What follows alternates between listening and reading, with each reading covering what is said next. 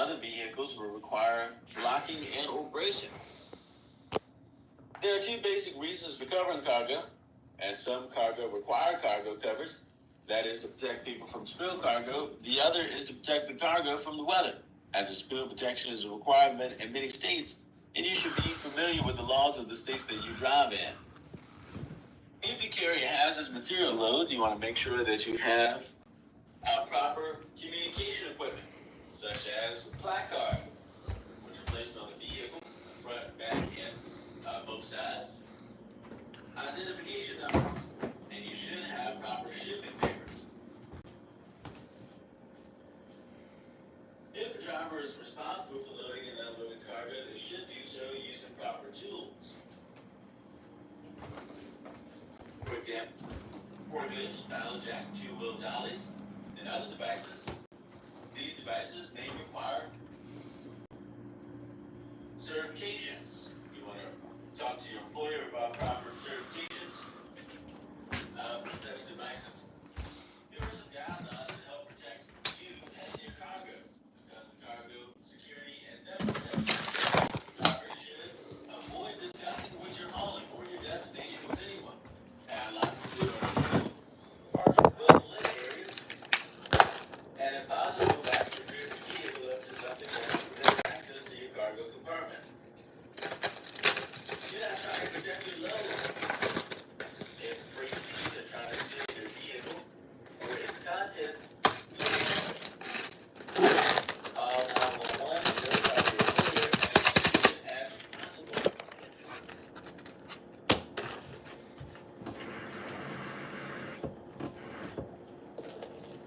When it comes to cargo documentation, drivers must have proper documentation. This could be a BOL, or what we call bill of lading, or shipping papers. A bill of lading is a detailed list of the shipment of goods in the form of a receipt given by the carrier to the person co-signing the goods. The law requires that the BOL, or shipping papers, consist of the name of the co-signer, co-signee, origin name and address, destination name and address, the quantity of the cargo, description of the freight, weight, volume, or measurement of freight. Here we'll get a chance to take a look at what this looks like here.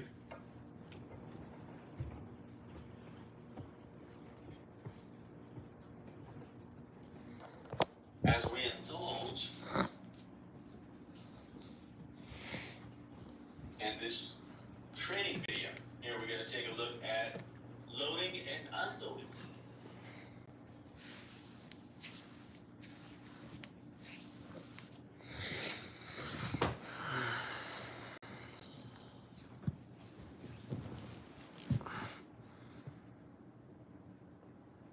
What's up?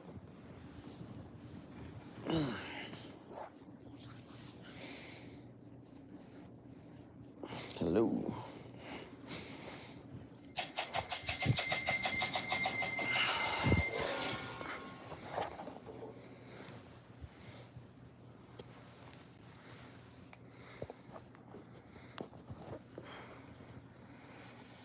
Oh, my back. As you can tell, I don't load or unload your truck. What's up? What's up? What's up? You know, there's a wide variety of straight trucks out on those roads. Most people probably think of box trucks first, but don't forget The cement CDL trucks, training landscaping class, trucks, whatever. cargo vans and flatbeds are out there too, just to name a few. The techniques that will keep you safe while loading and unloading are fairly basic, but don't get complacent. Just because it's not complicated doesn't mean it can be forgotten or ignored.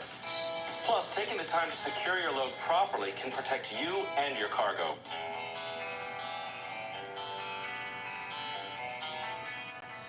It's no surprise planning is going to be the first step in keeping yourself safe and your cargo undamaged. Think about the vehicle you're using. Know the length and weight restrictions along with any clearance issues you may encounter along the route. Overloading a vehicle can negatively impact the steering, braking, and overall control you have on the vehicle. Stopping distances can increase drastically, and brakes will fail if they're pushed beyond their limits. Assess the cargo's weight and center of gravity. Stacking cargo too high or placing heavy material on the top of the load raises the center of gravity of your truck and creates a rollover hazard. The load can shift and fall off even under routine cornering if loaded or secured improperly. The My best brother way to load your does. vehicle is to distribute the I heaviest don't. cargo My brother on the does. bottom and keep the load as I just balanced showed as y'all that possible last night. across the available space. Remember, that means both front to rear and side to side. To help maintain good traction, place enough weight over the drive axle or axles and keep the load forward far enough to prevent the steering from getting light. Give the cargo a good inspection before it's Thank you loaded. for the like. This is the time to check for damage, leaks, or errors. Planning your load can seem tedious, but it pays off when you're safe. Meaning the cargo and vehicle aren't bent up or broken, and no cargo claims are made. What up, Adam? Back injuries most often occur because of improper lifting techniques or because the available mechanical lifting devices went unused. Repetitive motions like lifting and carrying can and do result in complacency, but don't let that happen to you. Think about every lift. Back injuries are painful, and they don't stay with the truck when you leave work. So you're planning to lift and move your material manually. First, make sure the path is clear of hazards. Look for things like uneven ground, debris, and spilled liquids, just to name a few. Give the object a quick test for weight by lifting a corner. If it's too heavy or oddly shaped, ask for help. When lifting, the first thing you want to do is place your feet close to the object and center yourself over the load. Now, bend at the knees and get a good grip on the object. Finally, lift straight up using your legs, not your back. Try to do this in a single smooth motion. Also, don't twist or turn your body as you walk. Any sudden twisting or turning could result in a back injury. Keep the load steady and close to your body. Once you've reached your destination, lower the load slowly by bending at your knees. Let your legs do the majority of the work and remember to set the load down carefully. If the object is too heavy to move by hand, there are a number of mechanical lifting devices available. When I go back to my brother's house, I'll make a short with it, so you can see it on my page. But I appreciate it. But I will get a video of it for you. Be sure to use the right tool for the job. When it comes to using hand carts, make sure your path is clear. Push with your legs and keep your back straight. If the cart is too hard to handle or you can't see over the load, break it down. Make 2 easy trips. Sorry, y'all, just Powered industrial in trucks here have watching higher me, load capacity laying and down, higher looking at, specialized watching my level of school training to be videos. operated safely. When loading and unloading is part of your job, remember, federal law requires training and certification on each specific type of powered industrial truck before operation. Some of the same principles used when we were talking about loading your truck come into play when moving material. Yeah, this is my last day of CDL class, and then Monday I go take my permit test for my CDL and my drug test and my physical for DOT physical. And then the next week after that, I start driving in a truck. I got 6 weeks of driving in the truck because I'm doing night classes. And then after that, I should have my CDL. But I'm glad you're here, though. I appreciate you being here. When you're only directing the loading and unloading of a vehicle, take precautions to stay safe. Be aware of your surroundings. Establish eye contact with the equipment operator whenever you have a good day. Here are a few Be careful out there in case it's snowing wherever you're at. But could save your life. Never approach a loaded forklift head on. Never position yourself between a lift and a fixed object like a wall or a rack. Never walk under raised forks. Riding is generally a no-no unless the vehicle is designed for a passenger. Since most aren't, just don't take the risk. Finally, never ride on the forks or the load. Using proper lifting techniques greatly reduces your risk of a back injury. Most importantly, be smart and play it safe. Ask for help when you're confronted with a heavy or awkward load. Use a mechanical lifting device to carry the load, and stay alert to everything going on around you.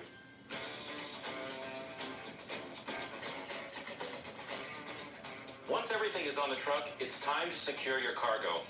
Thanks to your careful planning and loading, your truck can safely haul the load. But we all know cargo comes in all shapes and sizes. That means it may fit together perfectly, or it could present a serious challenge when it comes to securing a load. There's a wide variety of securement devices out there.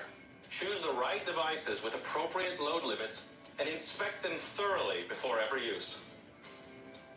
A common type of securement device is blocking. Blocking is applied on the perimeter of the load to keep it from sliding. Then there are load straps and load bars which run from the upper part of the cargo area to the floor or walls of the cargo compartment. Straps and tie downs are used primarily on trucks that do not have an enclosure for the load to keep materials from shifting or falling. Tarps are fastened over your cargo. They're designed to protect open loads from the weather and to prevent them from spilling out while on the road. At the end of the day, follow your company's procedures and the applicable regs to determine the right number and placement of cargo securement devices. Remember, cargo securement inspections are not a one-time thing. You're expected to regularly check securement along the way.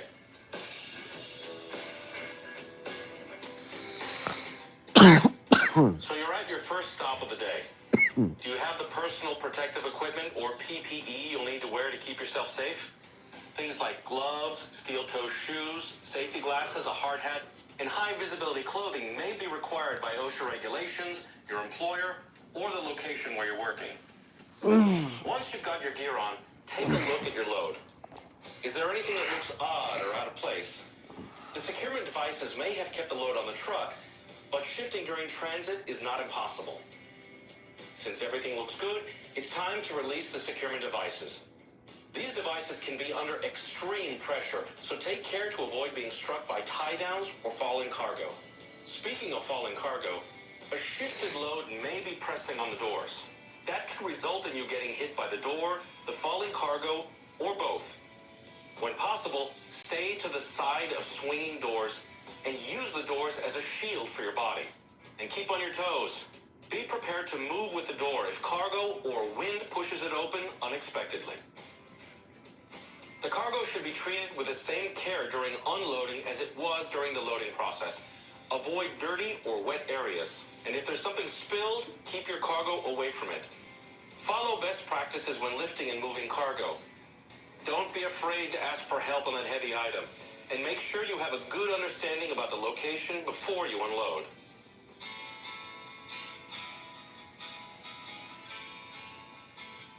Obviously, we can't show you every kind of straight truck. Yours may be different than the trucks we've shown in this program. Be sure to use the manufacturer's recommendations and the specific training your employer gives you about the safe use of your vehicle. Handling your cargo using safe techniques will allow you the satisfaction of a job well done. You've kept yourself and your load safe. Remember, when there's an option, keep the heavier cargo on the bottom and the lighter cargo on top. Don't risk injuries. Use mechanical lifting devices to prevent strains and sprains, or worse. Ask for help when that load is just too heavy to lift solo. Inspect and use cargo securement devices and use techniques that will keep loads from moving while in transit. Shifting loads can cause accidents on the road and injuries when you reach your destination too. Take the extra couple minutes to make sure you're not risking injury to yourself or anyone else. Do what you can to stay safe out there.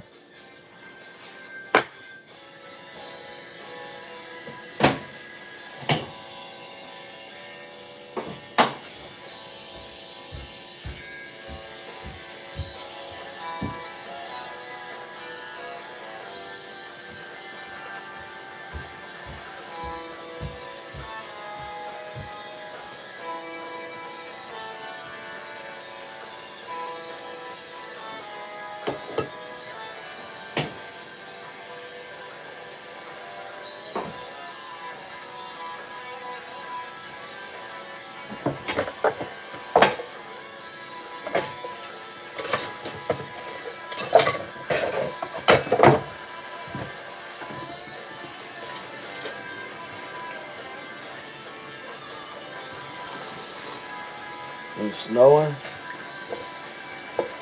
We got a little snow. We got a little ice. We ain't got no snow.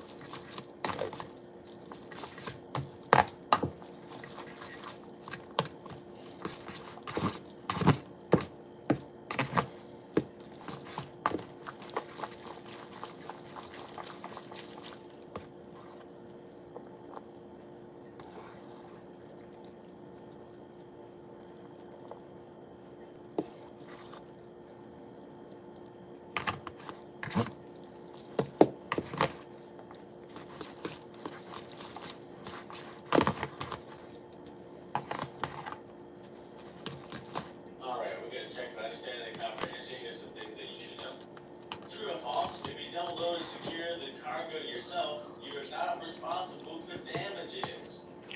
Pause.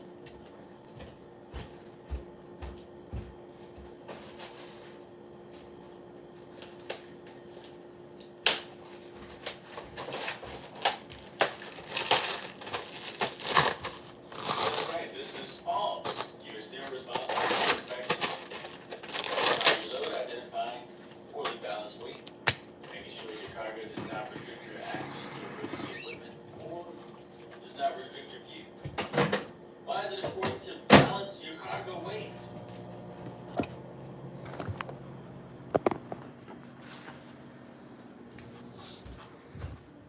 Make sure for tipping and turning. No tip overs.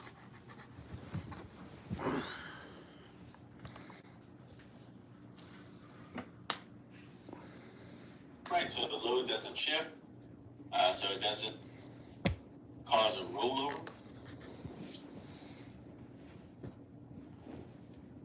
Doesn't cause damage to your suspension, steering, or tires. So it doesn't put too much weight on one axle. Excellent. Those are all good examples. How many tie downs should you have if you have 40 feet of cargo on an open trailer? 4.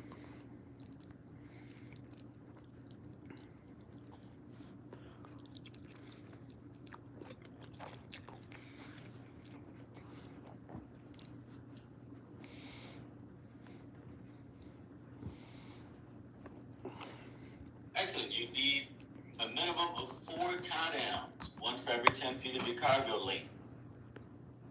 All right, we're going to please be sure to take your time. Make sure that you read all the quiz questions, read all the answer choices, and select the best possible answer that fits the question. Please be sure to take your time.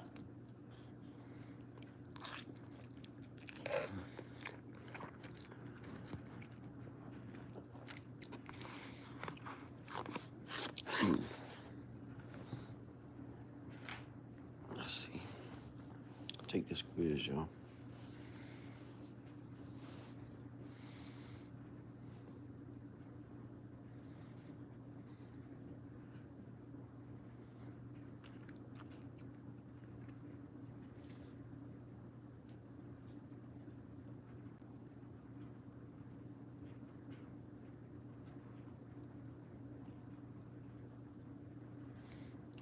Doing my schoolwork.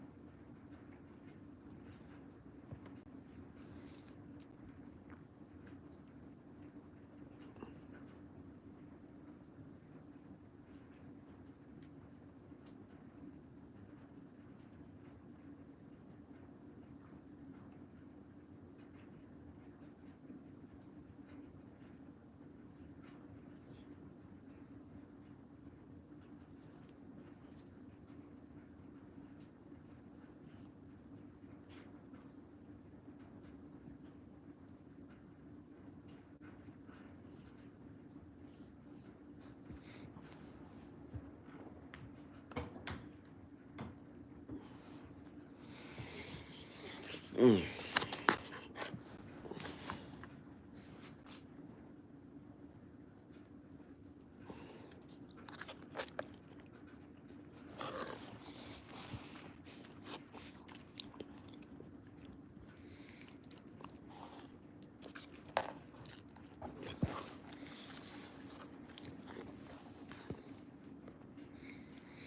So, not in CDL testing, eating some food.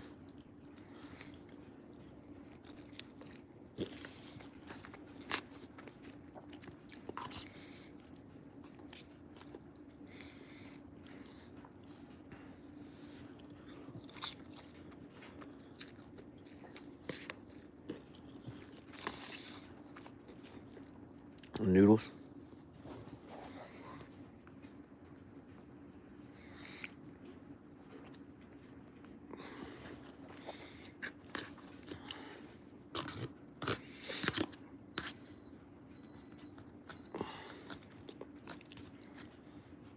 Mm-hmm.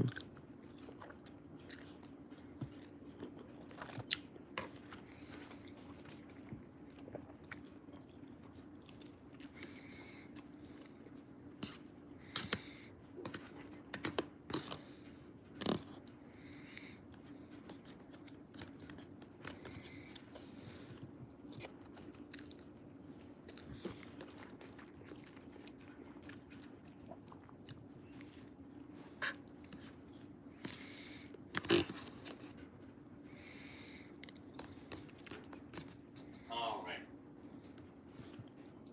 We're going to move along now here into environmental compliance concerns. Keeping in mind that drivers and motor carrier companies must be aware of the environmental hazards Mechanic work. and issues related Trying to get my to CDL to safety drive. operation, But I play and Fortnite and must Call of Duty. comply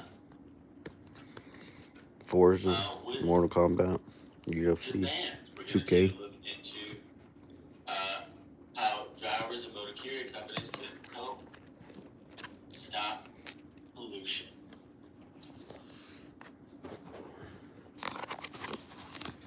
There are several things that a driver can do to prevent air pollution, noise pollution, and keep equipment running in top shape. Drivers could reduce engine idle time, avoid unnecessary warm-up and cool-down periods. You want to shut the engine off when not in the vehicle and when not needed for heating or cooling. Drivers and companies could invest in IPU or APU What's up? units, settings on automatic transmissions to increase fuel efficiency. What's up, brother? When it comes to reducing noise pollution, drivers could No, turn it's off the icing. speed retarder. There is no engine braking in city and residential areas due to noise ordinances in effect. Jake brakes are often restricted in populated areas because of this. Modified or poorly maintained turbos could cause a disturbing noise that many find disgruntling. The Ritz. same for modified or poorly maintained exhaust system, which could cause excessive noise. These could be eliminated by ensuring that the vehicle is running at manufacturer specs and is properly maintained. Speaking of properly maintained, drivers can keep the vehicle in condition by making sure that unit parts get all required preventative maintenance and other repairs completed in a timely manner. Drivers should complete proper inspections to report any defects to their employer. Drivers should also be on the lookout for leaks. This can help reduce the chances of pollution and environmental contamination. This would reduce environmental pollution.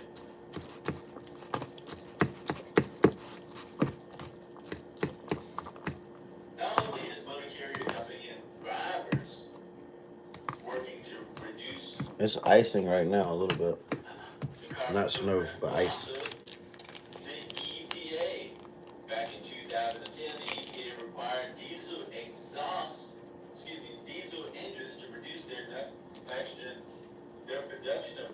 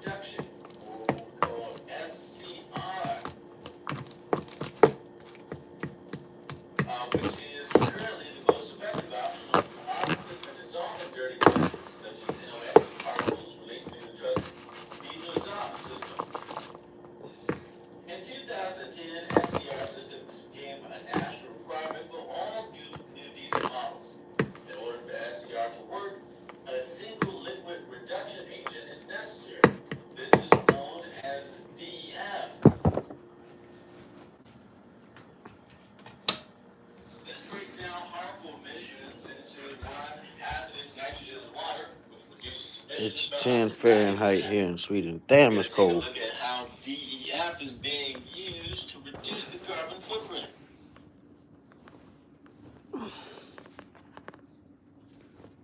What is diesel exhaust fluid, DEF? Diesel exhaust fluid is manufactured with a 32.5% high purity urea and 67.5% pure deionized water for use in selective catalytic reduction, SCR, emission control systems in diesel powered vehicles. It helps convert nitrogen oxide, NOx, content in diesel engine exhaust streams into nitrogen gas and water vapor for meeting the new 2010 EPA Clean Air Act requirements and ISO 22241 specification. What is selective catalytic reduction, SCR? SCR technology uses a catalyst system to break down dangerous NOx emissions produced by diesel engines into nitrogen and water. DEF is sprayed into the exhaust stream by an advanced injection system and then converted into ammonia on a catalyst. The ammonia breaks down dangerous NOx emissions produced by diesel engines into nitrogen and water. Why DEF is important to your vehicle. Since 2008, the U.S. Environmental Protection Agency required diesel truck manufacturers to implement SCR technology in vehicle. OEM companies also began incorporating SCR into their engines without changing the engine design or operations. Nearly all diesel vehicles made since 2010 have SCR, requiring the use of DEF. This includes pickup trucks, heavy-duty trucks and vans, as well as several European diesel luxury cars and SUVs. As of 2014, off-road vehicles like those used in agriculture and construction are also required to have SCR and use DEF for emissions reduction. How much diesel exhaust fluid, DEF, will your vehicle consume? DEF consumption is measured as a ratio of diesel fuel use, normally termed the dosing rate or treat rate. Medium and heavy-duty vehicles have a dosing rate of 2 to 3%. This means that if your vehicle has a fuel efficiency of 6 miles per gallon and a dosing rate of 3%, it'll use approximately 1 gallon of DEF for every 200 miles. Some of the fleet's feedback suggests that the dosing rate is slightly lower than originally predicted by manufacturers, around 2.0 to 2.5%. What will happen if your vehicle runs out of diesel exhaust fluid, DEF? The U.S. Environmental Protection Agency requires vehicle manufacturers to put measures in place to ensure that vehicles cannot run without diesel exhaust fluid, DEF. Before a truck's DEF tank runs empty, the driver's given a series of alerts on their dashboard displays, much the same way as if they were running low on diesel. Generally speaking, when the DEF tank level drops below 10%, an amber warning lamp will come on. At 5%, this lamp starts flashing, and below 2.5%, a solid amber warning light is displayed. What should you do if DEF is spilled? If you spill a small amount of diesel exhaust fluid, DEF, it can be washed away with water or wiped up. If you leave it to dry, it'll turn into white crystals. These can be washed away with water. If you spill a large amount of DEF, then contact your DEF supplier for advice. What is the shelf life of diesel exhaust fluid, DEF? Diesel exhaust fluid, DEF, has a shelf life of 2 years. However, this can be reduced if the fluid is exposed to direct sunlight or if the temperature of the DEF remains above 86 degrees Fahrenheit, 30 degrees Celsius for sustained periods. All DEF packaging should be labeled with an expiry date. If you have DEF is beyond the expiry date, please contact the supplier for advice. What to know about diesel exhaust fluid? It's not flammable, nor becomes toxic at any temperature. If you get some on your skin or in your eyes, wash with soap and water. It's easy to carry some in your vehicle in case you run low. DEF has been shown to improve fuel economy by about 5% and uses the same diesel fuel more efficiently. You won't have to refill your DEF tank every time you fill up with fuel. Typically, the consumption rate is 2% to 4% of diesel consumption. About 2 to 4 gallons of diesel exhaust fluid are injected into the exhaust stream for every 100 gallons of diesel. DEF tank is usually between 15 and 20 gallons, so you'll refill it about every 5,000 to 6,000 miles. For more information, visit amtacall.com.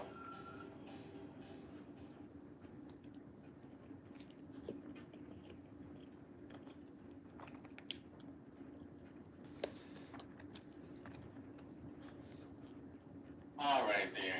you can see how DEF, or diesel exhaust fluid, is being used to reduce the carbon footprint.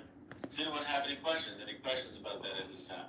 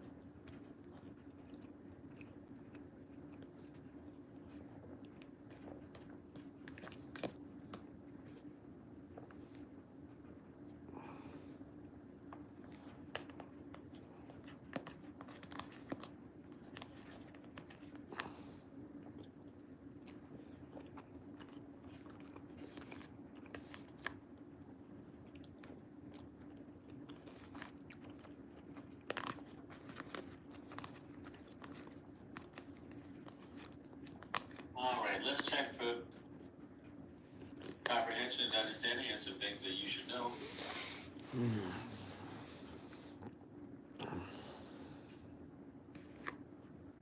What is one thing you can do as a driver to cut down on pollution?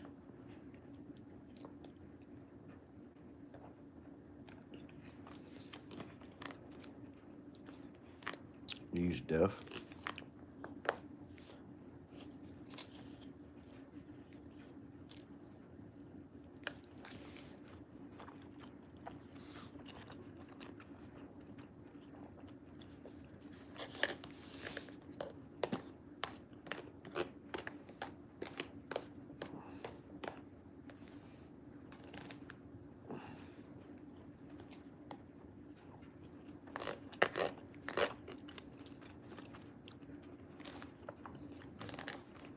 That's right. You can shut the engine off when not in use. Avoid excessive idling.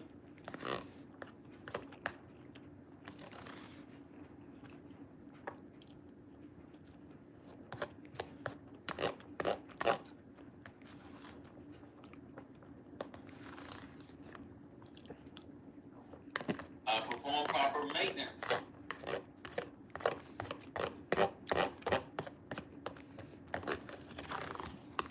You can use secondary power sources such as IPUs or APUs.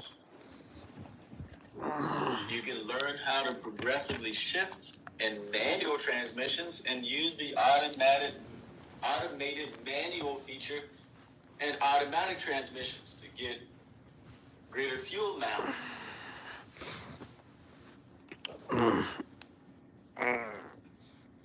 Excellent.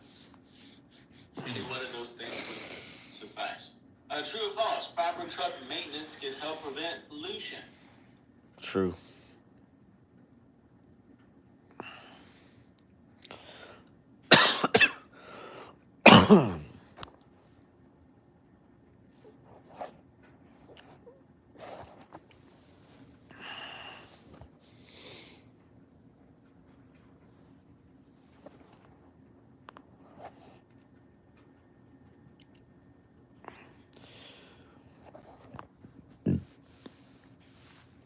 I'm full.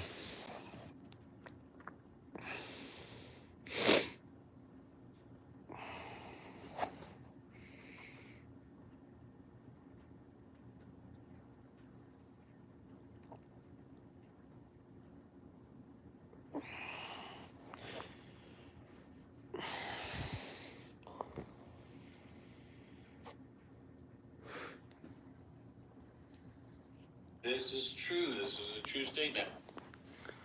What does DEF stand for? DEF fluid.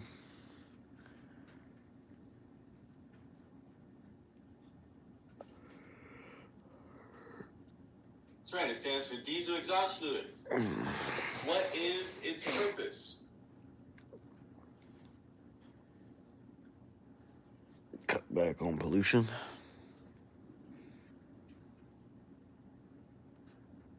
That's right, to reduce the production of NOx gases, or nitrogen oxides.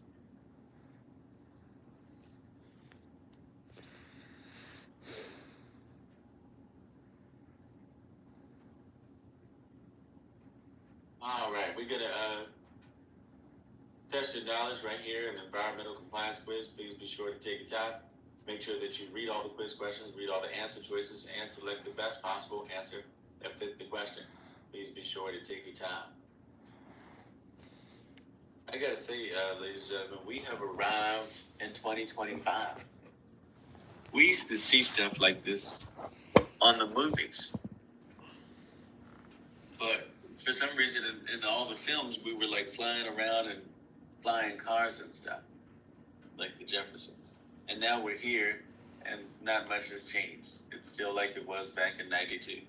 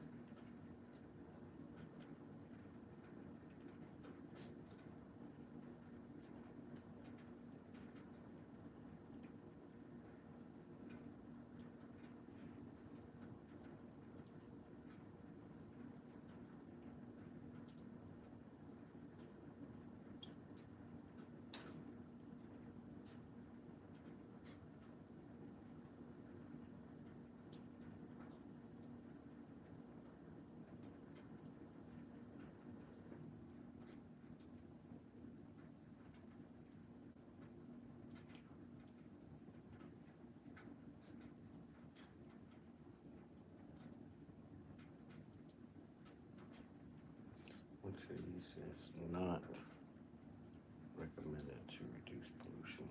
So